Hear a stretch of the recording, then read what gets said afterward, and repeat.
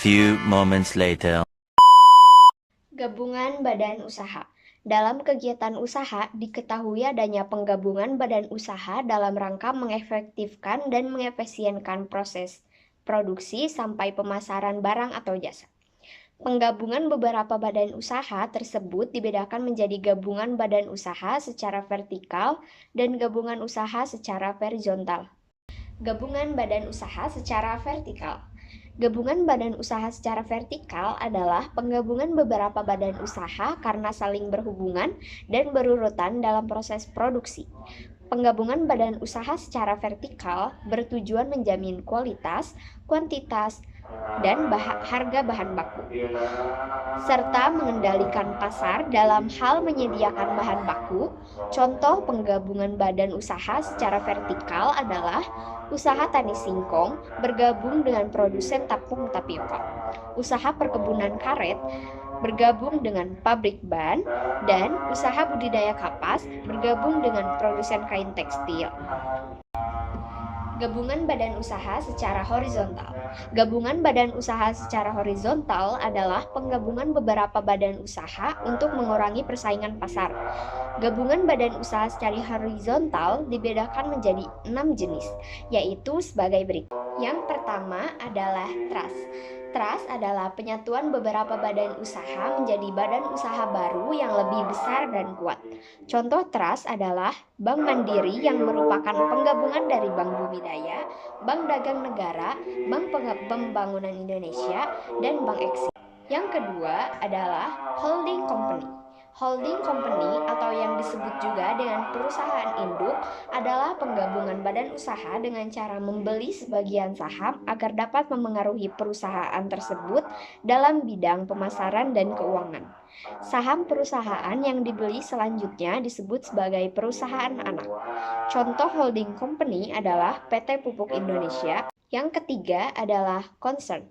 Concern adalah penggabungan badan usaha dengan tujuan mengatasi masalah pembelanjaan. Contoh ilustrasi penggabungan usaha concern yaitu beberapa perusahaan tekstil membuat perjanjian bersama membeli pewarna dalam jumlah besar dari pemasok sehingga memperoleh potongan harga. Yang keempat adalah joint venture. Joint venture adalah bentuk kerjasama beberapa perusahaan antar negara menjadi satu perusahaan untuk tujuan bisnis tertentu. Kerjasama ini membentuk perusahaan multinasional karena terjadi antara perusahaan dalam negeri satu dan perusahaan dalam negeri lainnya. Contoh joint venture adalah kerjasama antara Sony dan Sharp dalam memproduksi serta menjual panel LCD. Panel dan modul LCD berukuran besar. Kerjasama antara Gigabit dan Asus dalam menyusun strategi produksi dan pemasaran produk motherboard baru di tahun 2007. Serta kerjasama antara Indofood dan Nestle mendirikan PT Nestle Indofood Cita. Yang kelima adalah akuisisi.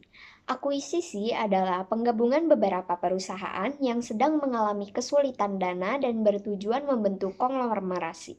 Dalam hal ini, perusahaan pengakuisisi memiliki kontrol atas aset, operasional, dan kebijakan perusahaan yang diakuisisi.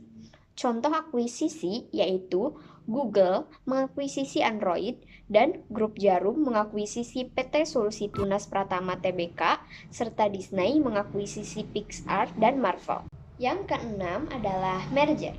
Jika akuisisi adalah proses pengambil alihan perusahaan lain dengan cara membeli sahamnya, merger adalah penggabungan beberapa perusahaan membentuk satu perusahaan baru. Contoh merger adalah penggabungan 3 bank BUMN besar, yaitu Bank BRI Syariah, Bank Mandiri Syariah, dan Bank BNI Syariah menjadi Bank Syariah Indonesia atau BSI. A few moments later. Terima kasih yang sudah menonton video ini sampai akhir. Semoga materi yang saya sampaikan ini dapat bermanfaat. And bye-bye!